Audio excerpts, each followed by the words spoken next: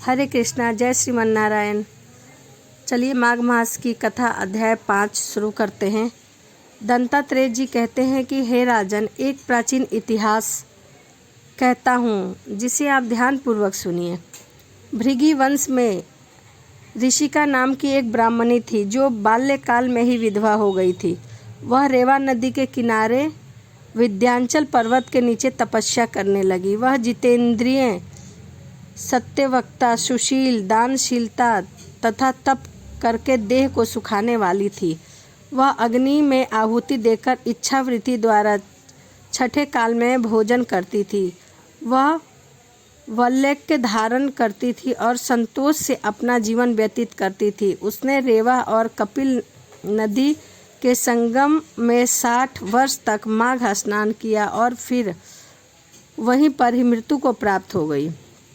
माघ मास के फल से वह दिव्य 4000 वर्ष तक विष्णु लोक में वास करके सूद और उपसूद दैत्यों का नाश करने के लिए ब्रह्मा द्वारा तिलोत्तमा नाम की अप्सरा के रूप में ब्रह्मलोक में उत्पन्न हुई।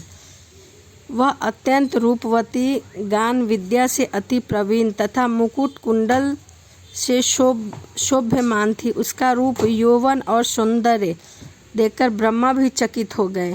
वह तिलोत्तमा रेवा नदी के पवित्र जल में स्नान करके वन में बैठी थी। तब सुंद और उपसुंद के सैनिक ने चंद्रमा के समान उस रूपवती को देखकर अपने राजा सुंद और उपसुंद से उसके रूप की शोभा का वर्णन किया और कहने लगे कि हे कामदेव को लज्जित करने वाली ऐसी परम सुंदरी स्त्री हमने कभी नहीं देखा, आप भी चलकर देखें। तब वह दोनों मदिरा के पात्र रखकर वहां पर आए जहां वह सुंदरी बैठी हुई थी और मदिरा के पान विहल होकर काम कीड़ा से पीड़ित हुए और दोनों ही आपस में उस स्त्री रत्न को प्राप्त करने के लिए विवादग्रस्त हुए और फिर आपस में युद्ध करते हुए वहीं समाप्त हो गए।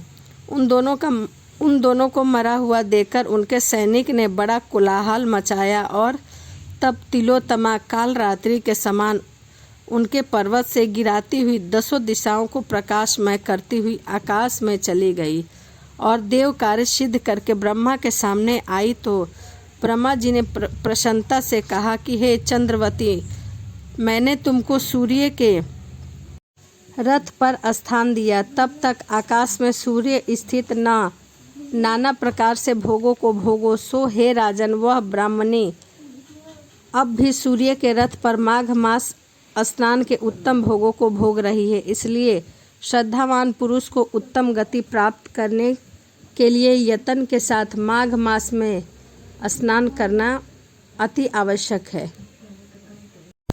तो यह माघ मास की कथा का अध्याय 5 था। चलिए यहीं से माघ मास की कथा का अध्याय 6 शुरू करते हैं।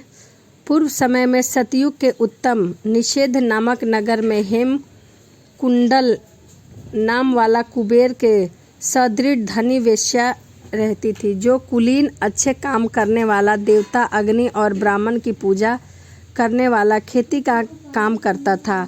वह गौ, घोड़े, भैंस आदि का पालन करता था। दूध, दही, छाछ, गोबर, घास, गुड़ आदि अनेक वस्तु बेचता था, जिससे उसने बहुत सा धन इकट्ठा कर लिया था। जब वह बूढ़ा हो गया तो मृत्यु को निकट समझकर उसने धर्म के कार्य प्रारंभ कर दिए। भगवान विष्णु का मंदिर बनवाया, कुआं, तालाब, बावड़ी, आम, पीपल आदि वृक्ष के तथा सुंदर बाग बगीचे लगवाए।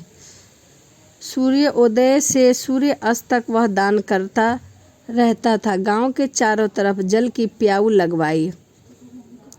उसने सारे जन्म भर जितने भी पाप किए थे उनका प्रायश्चित करता था। इस प्रकार उसके 2 पुत्र उत्पन्न हुए, जिसका नाम कुंडल और विकुंडल रखा। जब दोनों लड़के युवा अवस्था में हुए तो हेम कुंडल वेश्या गृहस्थी का सब कार्य सौंपकर तपस्या के नियमित वन में चला गया और वहाँ विष्णु जी की आराधना में शरीर को सुखाकर अंत में विष्णु लोक को प्राप्त हुआ। उसके दोनों पुत्र लक्ष्मी के मंद को प्राप्त होकर बुरे कर्मों में लग गए। वेश्यागामी वीणा और बाजे लेकर वेश्याओं के साथ नाचते और गाते फिरने लगे थे। अच्छे सुंदर वस्त्र पहनकर, सुगंधित तेल आदि लगाकर, भांड और खुंसा मदियों से घिरे हुए हाथी की सवारी और सुंदर घरों में रहते थे। इस प्रकार ऊपर बोए बीज के सदृढ़ वह अपने धन को बुरे कर्मों में खर्च करते थे। कभी किसी सतपात्र को दान आदि नहीं किया करते थे, न ही कभी हवन, देवता या ब्रह्मा जी की सेवा तथा विष्णु जी की पूजा किया करते थे। थोड़े दिनों में ही उनका सब धन नष्ट हो गया और वह दरिद्रता को प्राप्त होकर अत्यंत दुखी हो गए। भाई, जन, सेवक, उपजीवी सब इनको छोड़कर चले गए। तब इन्होंने चोरी आदि करना शुरू कर दिया। राजा के भय से नगर को छोड़कर डाकुओं के साथ वन में रहने लगे और वहां अपने तीक्ष्ण बाणों से वन के पशु पक्षी, हिरण आदि पशु तथा हिंसक जीवों को मारकर खाने लगे। और दूसरा वन को गया जो काले सर्प के डसने से मर गया।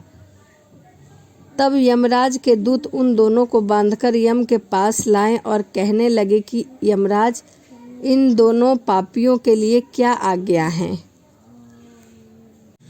आगे की कथा मैं आपको अध्याय 7 में सुनाऊंगी। तो चलिए मिलते हैं अगली वीडियो में। राधे राधे।